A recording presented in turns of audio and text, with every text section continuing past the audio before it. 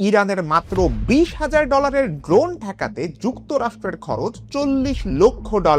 So what exactly is a Shahed drone? The Shahed suicide drones are emerging. It's cheap to make at around $30,000. US and its allies have a problem, a drone problem. Israel আমেরিকার ইরানে হামলা শুরুর পর ফেব্রুয়ারির শেষ এবং মার্চের শুরুতে দেশি এবং বিদেশি উভয় মিডিয়াতেই আমরা এই ধরনের নিউজ অনেক দেখছি। সেই থেকে ইরানের শাহেদ ড্রোনের নাম বাংলাদেশের অনেকের কাছেই পরিচিত হয়ে উঠছে। দ্বিতীয় বিশ্বযুদ্ধে জাপানের কামিকাজি অ্যাটাকের মতন গরিবের ক্রুজ মিসাইল নামে পরিচিত এই শাহেদ ড্রোনও একই কাজ করে, বিস্ফোরক সহ একদম উইরে যায় টার্গেটের উপরে ডাইভ মারে, শত্রুকেও ধ্বংস করে, নিজেও ধ্বংস হয়। এক্সপার্টরা ইরানের এই কৌশলকে বলতেছেন অ্যাসিমেট্রিক ওয়ারফেয়ার বা অপ্রতিসম যুদ্ধ, যেখানে ইরান মাত্র $20,000 সস্তা ড্রোন দিয়ে হামলা করতেছে, সেইটাকে ধ্বংস করতে আমেরিকা ইসরায়েল প্রায় $4 মিলিয়ন প্যাট্রিয়ট ইন্টারসেপ্টর মিসাইল মারতেছে। ড্রোনটিকে ধ্বংস করতেছে, কিন্তু নিজেদের আর্থিক ক্ষতি অলরেডি হয়ে গেছে। এর ফলেই সংঘাত শুরুর মাত্র 11 দিনের মাথায় আমেরিকা ইসরায়েলের ইন্টারসেপ্টর মিসাইলের মজুদ শেষ হয়ে যাইতেছে, ফুরাই যাইতেছে, এমন নিউজও সামনে আসে।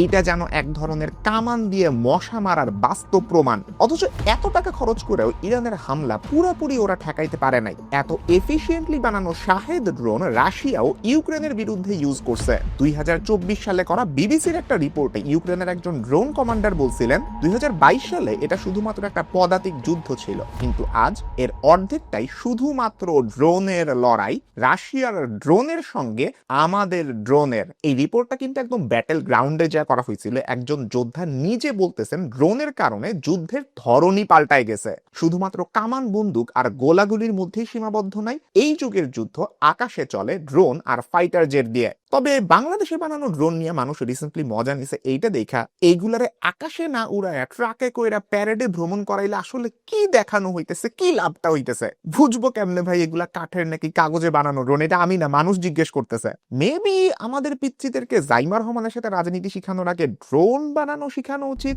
ড্রোনের কত সুবিধা আছে দেখেন, মানুষ মরে না, পাইলট মরতেছে না, বিধ্বস্ত হইলে পাইলট যদি বাইচাও থাকে, শত্রুপক্ষ ওকে ইউজ করে যে কোনো খবর বাইর করবে এইটারও কোনো সুযোগ নাই। এই ড্রোন আমাদের মাঝখানে কিভাবে আসলো, এটার ইতিহাসটা কি, ইরান কোন ট্যাকটিক্সে এই ড্রোনগুলা বানায় এত সাকসেসফুল হয়েছে, এই পুরো ব্যাপারটাই আমি আজকের এই ভিডিওতে আপনাদের সাথে আলোচনা করব। তো চলেন শুরু করা যাক।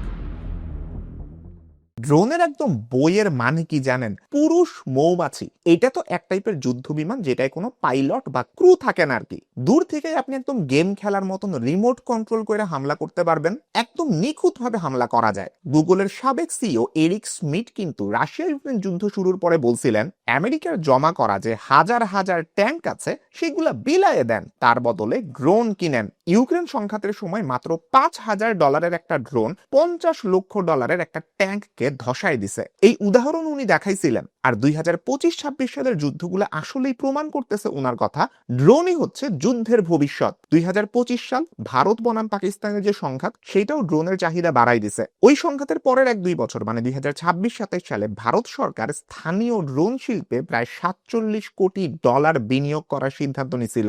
এটা যুদ্ধের আগের সময় যে ব্যয় করা হইতো তার 3 গুণ। তবে এই ড্রোনের 100 বছরেরও বেশি ইতিহাস আছে। ইতিহাসে প্রথমবারের মতন ড্রোন টেস্ট করা হয় সেই 1917 সালে। একটু সারপ্রাইজড হইছেন শুই না? বিমানই তো আবিষ্কার হয়েছে বেশি দিন আগে না। এত কম সময়ের মধ্যে পাইলট লেস একটা মোডে আমরা চলে যেতে পারছি টেকনোলজিক্যালি। তবে 1917 সালের ব্রিটেনের এরিয়াল টার্গেট আর 1918 সালে আমেরিকার ড্রোন কেটারিং বাগ কোনোটাই যুদ্ধে কাজে লাগানো হয় নাই, জাস্ট টেস্ট করা হয়েছিল। এরপর 1935 সালে ব্রিটিশরা এটা ইউজ করতে থাকে মিলিটারি ট্রেনিং এর টার্গেট হিসেবে। এরপর দ্বিতীয় বিশ্বযুদ্ধ, ভিয়েতনাম যুদ্ধ, ইউএস রাশিয়া কোল্ড ওয়ার, এই সব সময়ে ড্রোন মেইনলি নজরদারির কাজে ইউজ করা হইতে থাকে। 1950 এবং 60 এর দশকে যুক্তরাষ্ট্র এবং অন্যান্য দেশ বুঝতে পারে স্পাইং করার কাজে ড্রোন চমৎকারভাবে ব্যবহার করা সম্ভব। ওই সময় আমেরিকার ছোট ছোট ড্রোনগুলা চীন, উত্তর ভিয়েতনাম ওদের উপর দিয়ে যাইতো, স্পাইং করত, বিভিন্ন গোয়েন্দা তথ্য সংগ্রহ করত। আর সবচেয়ে ইম্পর্টেন্ট কি গোয়েন্দা তথ্য পাইছিল ওনারা জানেন? রিয়াসাদ আজিম আমিনুল ইসলাম বুলবুলকে বাম্বলে মেসেজ করতেছেন আমরা কি আগের সম্পর্কে ফেরত যেতে যেতে পারি না। আসলেই এমন কোনো মেসেজ চালাচালি হয়েছিল কিনা এটা আমার চেয়ে আপনারাই এখন ভালো জানেন। ড্রোনগুলো ছিল রেডিও নিয়ন্ত্রিত, ভিতরে থাকতো ফিল্ম ক্যামেরা। আগেই বলছি ড্রোনে কোনো পাইলট নাই, ক্রু নাই, কিংবা শত্রু দেশে আপনি যদি শত্রুদের হাতে আটক হন কোনো কূটনৈতিক বিপর্যয়েরও ঝুঁকি নাই।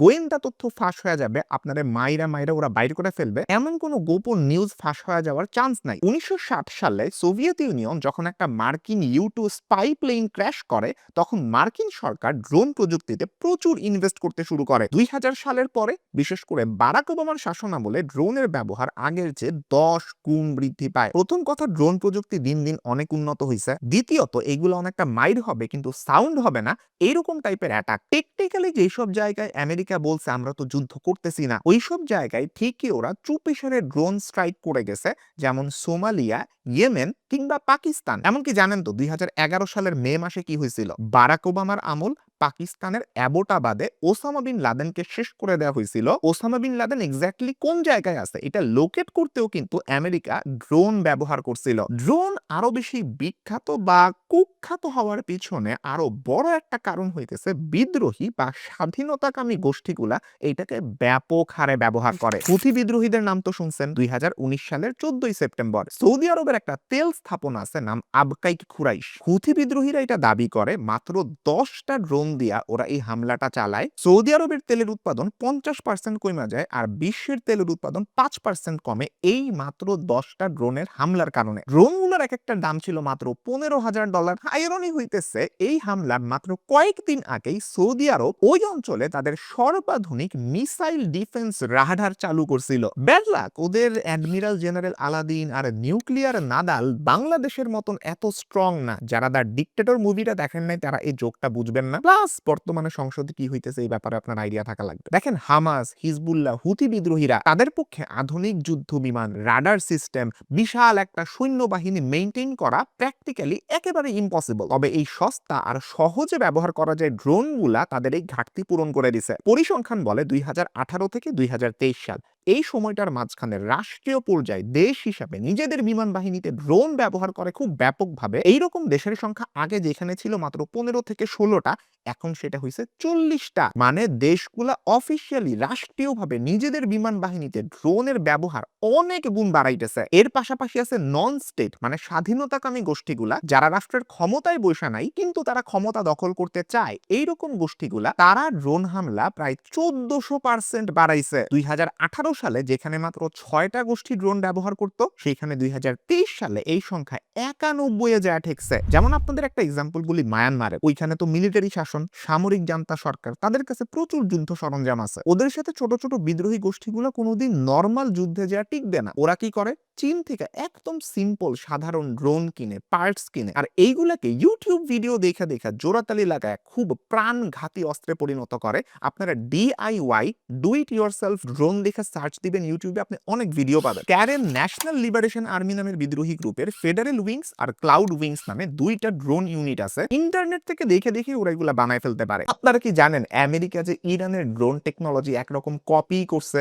ইরানের শাহেদ ড্রোনের আমেরিকান কপি হিসেবে ওরা লুকাস ড্রোন বানাইছে। সাধারণত এটাকে বলে রিভার্স ইঞ্জিনিয়ারিং। যারা এলিয়েন রিলেটেড মুভি অনেক দেখেন, জেনারেলি কি করা হয়, কোনো এলিয়েন টেকনোলজি পৃথিবীতে আইসা পড়ছে, পৃথিবীর বিজ্ঞানীরা এটাকে রিভার্স ইঞ্জিনিয়ারিং করে চেষ্টা করতেছে বোঝার জন্য এলিয়েনরা আসলে এই যন্ত্রটা কেমনে বানাইছে। এই রিভার্স ইঞ্জিনিয়ারিং বাস্তবেও হয়। ইরান যখন আমেরিকা, ইসরায়েল বা এরকম শত্রুপক্ষের কোনো অস্ত্র নিজেদের হাতে পায়, কোনো একটা যুদ্ধ বিমান হাতে পাওয়া যায়, খুঁটায় খুঁটায় পরীক্ষা করে, রিভার্স ইঞ্জিনিয়ারিং করে, জানতে চেষ্টা করে এই জিনিসটা ওরা কিভাবে বানাইছিল। এই শাহেদ ড্রোনের কার্যকারিতা দেখা আমেরিকা নিজেরাই রিভার্স ইঞ্জিনিয়ারিং করছে ইরানের টেকনোলজির, আর এতে এক একটা লুকাস ড্রোনের খরচ পড়ছে মাত্র $35,000। এইটাও শাহেদ ড্রোনের মতন ওয়ান ওয়ে অ্যাটাক ড্রোন। টার্গেটের উপরে প্রথমে চক্কর কাটে, এরপরে সুযোগ বুঝা একদম নিখুঁতভাবে আঘাত করে। কিন্তু এই কাজটা হয় কিভাবে? বেসিক্যালি শাহেদ 131 বা 136 হচ্ছে ছোট ডেল্টা শেপের উইংওয়ালা ক্ষেপণাস্ত্র।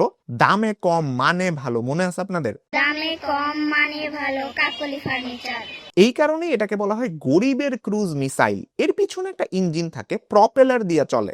লঞ্চ যখন করা হয় এর সাথে একটা রকেট বুস্টার যুক্ত থাকে। একটা নির্দিষ্ট হাইটে ওঠার পর এটা খুইলে পড়ে যায়। এরপর একটা 4 সিলিন্ডার পিস্টন ইঞ্জিন সচল হয়। এইটা ঘন্টায় প্রায় 185 কিলোমিটার গতিতে চলতে পারে। পারে আর অনেক দূর পর্যন্ত যাইতে পারে। স্পেশালিটি হইতেছে শাহেদ ড্রোনটা চলে অনেক নিচু দিয়া, লো লেভেলে, আর এইটা লঞ্চ করার জন্য আপনার খুব স্পেশাল কোনো কিছু লাগে না, জাস্ট একটা ট্রাকের পিছনে বসাই আপনি এটা লঞ্চ করতে পারবেন।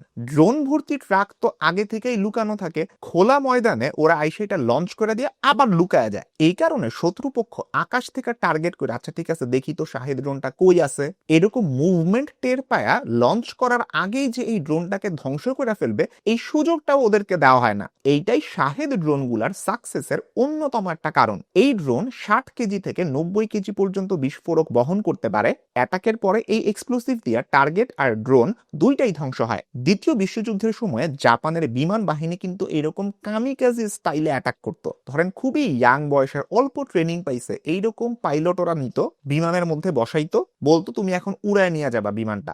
যায়া মনে করেন ওরা বিমানটা সহ আমেরিকান একটা জাহাজে ডাইরেক্ট অ্যাটাক করবে, পাইলট মরে যাবে, কিন্তু এই হামলার ক্ষয়ক্ষতি হবে বিশাল। এইটাকেই সহজভাবে কামিকাজি স্টাইল অ্যাটাক বলে। এখন ড্রোন আসার কারণে কি সুবিধা, এই যে পাইলটকে মরতে হইতেছে না, প্লাস অনেক কম টাকায় আমি বিমান বানায় অনেক বেশি টাকার জিনিসের ক্ষতি করতে পারতেছি। আর এই ড্রোন ভাই একসাথে এত বেশি পরিমাণে ছাড়া হয় যে ইসরায়েলের যে আয়রন ডোমের নাম শুনছেন না, ওই টেকনোলজি কিংবা আমেরিকার বসানো প্যাট্রিয়ট, THAAD এইসবের মতন বিশ্বের সর্বশ্রেষ্ঠ এয়ার ডিফেন্স সিস্টেমগুলোরও ঘাম ঝরায় দেয়। যদি ইরান ধরেন মাত্র কয়েক লক্ষ ডলারের ড্রোন ছাড়ে, এইটারে ঠেকাইতে ইসরায়েল আমেরিকা প্রায় কয়েকশো মিলিয়ন ডলারের ইন্টারসেপ্টরে বিনিয়োগ করা লাগে। শাহেদ ড্রোনগুলোর দাম তো আগেই বলছি মাত্র 20 থেকে 50,000 ডলারের মতো, আর এক একটা সিঙ্গেল প্যাট্রিয়ট ইন্টারসেপ্টরের দাম প্রায় 1 থেকে 6 মিলিয়ন ডলার হইতে পারে। একসাথে যখন অনেকগুলা ড্রোনের ঝাঁক এই এয়ার ডিফেন্স সিস্টেমটা দেখে, অনেক কনফিউজড হয়ে যায়, আচ্ছা এইটার আগে ধরবো না ওইটার আগে ধরবো, কোনটার আগে ধ্বংস করবো। এই ডিসিশন নিতে নিতে অল্প কিছু ড্রোন এই এয়ার ডিফেন্স সিস্টেমটারে ফাঁকি দিয়া ভিতরে ঢুকে পড়ে। তবে এই এয়ার ডিফেন্স সিস্টেমগুলো আসলেই অনেক ভালো, সব ড্রোন বা মিসাইল এইগুলারে ফাঁকি দিতে পারে না। কিন্তু আপনি চিন্তা করে দেখেন, মাত্র কয়েক বছর আগেই ইসরায়েলের আয়রন ডোম টেকনোলজিকে সবাই যেখানে অপরাজেয় ভাবতো যে এটাকে ইন্টারসেপ্ট করা একেবারেই অসম্ভব, ইরান ওদের বড় একটা লুপ হোল এক্সপোজ করে দিছে। যেমনটা কিছুদিন আগে আমি বাংলাদেশের কয়েকজন ক্রিকেট সাংবাদিককে এক্সপোজ করছিলাম, এই আয়রন ডোমের মতন টেকনোলজি গুলা খুবই উপর দিয়ে চলতেছে,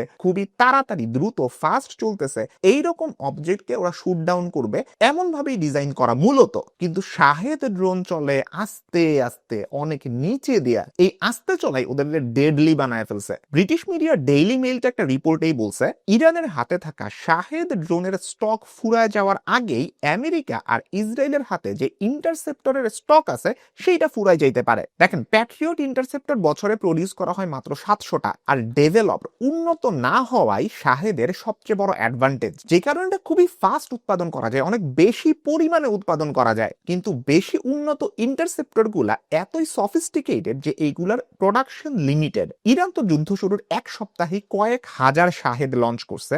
এই ড্রোনের ঝাঁক প্রথমে যায় ওদের এয়ার ডিফেন্স সিস্টেমটাকে ক্লান্ত করে ফেলে, টায়ার্ড করে। এরপরে ইরান মারে তাদের হেভি ব্যালাস্টিক মিসাইল গুলা। এইগুলোর আঘাতে ইসরায়েলের ভিতরে বেশ কিছু ক্ষয়ক্ষতি হয়েছে, যেগুলোর নিউজ খুব একটা আপনি বেশি দেখবেন না, চোখে পড়বে না আপনার। দেখেন, আমি অন্য বাংলাদেশি মিডিয়ার মতন এইটাও বলতেছি না ইরান একদম ইসরায়েলে উড়ায় ফেলছে, ইসরায়েল কোনো কিছুই করতে পারতেছে না, এমন অ্যাকচুয়ালি হইতেছে না। ইরানেরই অনেক বড় ক্ষতি হয়েছে, এটা আমি আপনাদেরকে ডিসক্লেমার দিয়ে রাখলাম। বাট ইরান ওদের চাতুর্য কোন জায়গায় দেখাইতেছে এইটা আপনাদেরকে বোঝানো উচিত। একটা যুদ্ধ বিমানের অন্যতম দুর্বলতা এর পাইলট। পাকিস্তান দেখবেন ইন্ডিয়ারে 2019 সালের একটা প্লেন ক্র্যাশ আর পাইলটের বন্দী হওয়া নিয়ে এখনো ট্রল করে। হি ওয়াজ ফ্যান্টাস্টিক, এইটা লিখে আপনি সার্চ দেন সব পাওয়া যাবেন। রিসেন্টলি ইরানে আমেরিকার চালানো একটা রেস্কিউ মিশন খুবই আলোচনায় আসছে। তো কি হয়েছে, ইরানের আকাশে আমেরিকান একটা F-15E যুদ্ধ বিমান চলতেছিল, ইরানের হামলা এটা ক্র্যাশ করছে। একজন ক্রুকে শুরুতেই বাঁচায় ফেলা হয়েছে, উদ্ধার করা হয়েছে, কিন্তু আরেকজন ক্রুকে খুঁজে পাওয়ার জন্য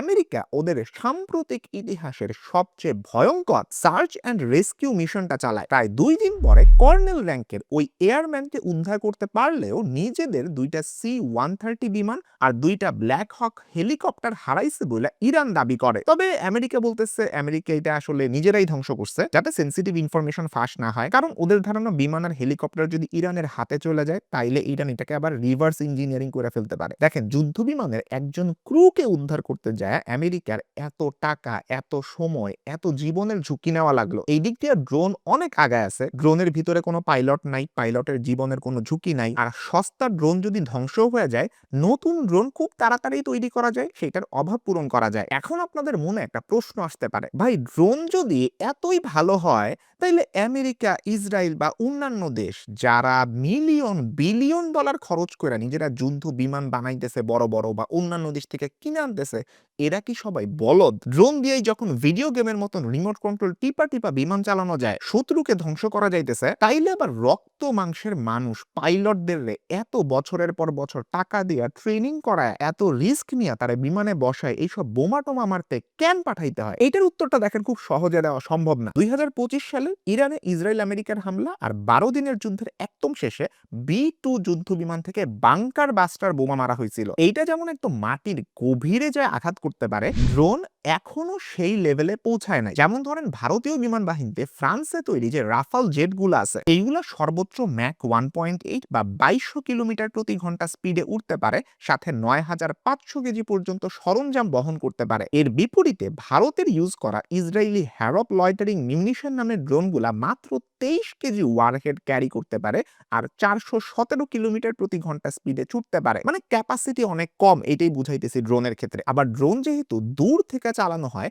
সিগন্যাল জ্যাম হয়ে বা শত্রুপক্ষ যদি প্রোগ্রাম হ্যাক করে ফেলতে পারে, তাইলে মিশন ফেল করার চান্স থাকে। তাই বুঝতেই পারতেছেন ড্রোন এখনো ফাইটার জেটকে একেবারে রিপ্লেস করে ফেলার অবস্থাতে যায় নাই। তবে বুঝতেই পারতেছেন আজকের দিনের অ্যাসিমেট্রিক ওয়ারফেয়ার বা অপ্রতিসম যুদ্ধের ক্ষেত্রে মূল অস্ত্রই হচ্ছে ড্রোন। লাঠি বল্লম, ঢাল তলোয়ার, হাতি ঘোড়া, বন্দুক কামান, ট্যাঙ্ক, ফাইটার জেট, এইভাবে বারবার সময়ের সাথে সাথে যুদ্ধের অস্ত্র চেঞ্জ হয়েছে। যদিও আমাদের ব্রাহ্মণবাড়িয়ার মানুষ এখনো টেটা নিয়ে যুদ্ধ করে, তবে ভবিষ্যতের যুদ্ধ যে আকাশে ড্রোন দেয়াই হবে এর সম্ভাবনা উড়ায় দেওয়ার একদমই লজিক নাই। আর এর সাথে সাথে বাংলাদেশকেও আগাইতে হবে, চিন্তা করতে হবে মডার্ন ডের যুদ্ধ আসলে কিভাবে করতে হয়, আমাদেরকে আদৌ সেই সক্ষমতা আছে কিনা, যদি না থাকে সেটাকে কিভাবে বিল্ড আপ করতে হবে, আমাদের নিজেদের ড্রোন টেকনোলজিকে আরো বেশি কিভাবে উন্নত করা যায়, আমাদের নিজেদের দেশের মেধাগুলাকে খাটাই কিভাবে নিজেদের ড্রোন বানানো যায়, এই দিকে হয়তো আমাদের আরো বেশি ইনভেস্টমেন্ট করতে হবে, বিনিয়োগ করতে হবে। কারণ যদি আমরা যুগের সাথে তাল মিলাইতে না পারি, হয়তো কোনো আধুনিক যুদ্ধে বাংলাদেশের যুদ্ধ কৌশল হবে আধুনিক যুগের টেক ওয়ার্ল্ডের নোকিয়ার মতো। আজকের ভিডিও এই পর্যন্তই। আপনার যদি এই ধরনের কন্টেন্টগুলো ভালো লাগে, আপনি চ্যানেলটা সাবস্ক্রাইব করে রাখতে পারেন, পাশে থাকা বেল আইকনটা প্রেস করতে কখনোই ভুলেন না। আমি রেগুলার ভিডিও দেওয়ার চেষ্টা করি, এই মাসে তো অনেক ভিডিও দিতেছি, মার্চের তুলনায় এই মাসে প্রচুর ভিডিও দেওয়া হয়েছে। একটু খোঁজ রাখেন আমার চ্যানেল আর পেজে, নতুন ভিডিও আসতেই থাকে। সবাইকে অনেক ধন্যবাদ, আল্লাহ হাফেজ, ভালো থাকেন।